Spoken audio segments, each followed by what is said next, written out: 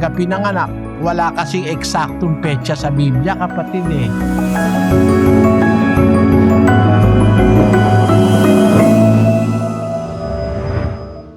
Isang bagay na natitiyak ko, hindi siya ipinanganak ng December 25. Malaking kasinungalingan yon.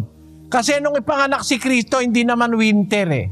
Pagka December na, winter na yun eh. Paano ipapanganak si Kristo ng winter? Nung ipanganak siya dun sa lugar sa Bethlehem, merong mga pastor ng tupa nasa bukid. Pinapakain, pinaglalama yung kanilang mga tupa sa gabi. Hindi mangyayari yan sa December eh. Basahin natin yung 2:7 ng Lucas. At kanyang ipinanganak ang panganay niyang anak na lalaki. At ito'y binalot niya ng mga lampin at inihiga sa isang pasabsaban, sapagkat wala ng lugar para sa kanila sa tuluyan. At may mga pastor ng tupa sa lupain ding yaon na nangasaparang na pinagpupuyatan sa gabi ang kanilang kawan.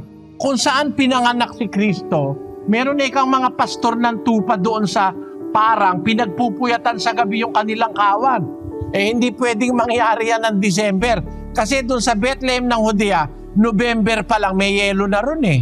Hindi pwede na yung pagkapanganak kay Kristo nangyari ng December. Dahil kung December yon, wala namang mga pastor ng tupa na ilalabas yung kanilang mga tupa para kumain ng yelo.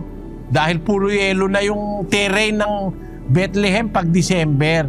Kaya hindi December 25. Ngayon, kailan ba talaga pinanganak? Wala kasing eksaktong petsa sa Biblia, kapatid eh. Ayoko naman dagdagan yung Biblia, walang eksaktong petsa sa Biblia. Pero kung kukunin mo sa isang biblical analysis, probably si Kristo pinanganak, it may be the last week of September, between the last week of September and the first week of October. Kung kukunin mo yung panuntunan ng Biblia, na nung panahong ipanganak siya, nauna sa kanya ng 6 na buwan si Juan Bautista dahil matanda ng 6 na buwan si Juan Bautista. At si Juan Bautista naman nung ipaglihi ay doon sa panahon ni Abias, sa pulutong ni Abias na kinabibilangan ni Zacarias na tatay ni Juan Bautista. Kung kukunin mo ang suma niyan sa Biblia, papatak pinanganak si Kristo 15 months after nung makakita ng vision si Zacarias, lalabas yun ay early October o late September. Kung titignan natin ng mabuting, kung kukwentahin natin. Pero hindi yan December. Ayoko lang magbigay ng eksaktong petsa kasi walang eksaktong petsa ang sinasabi sa Biblia. May pagbabawal ang Biblia, wag natin dadagdagan, wag natin babawasan. Kaya ayokong magbigay ng aking sariling akala o kuro-kuro.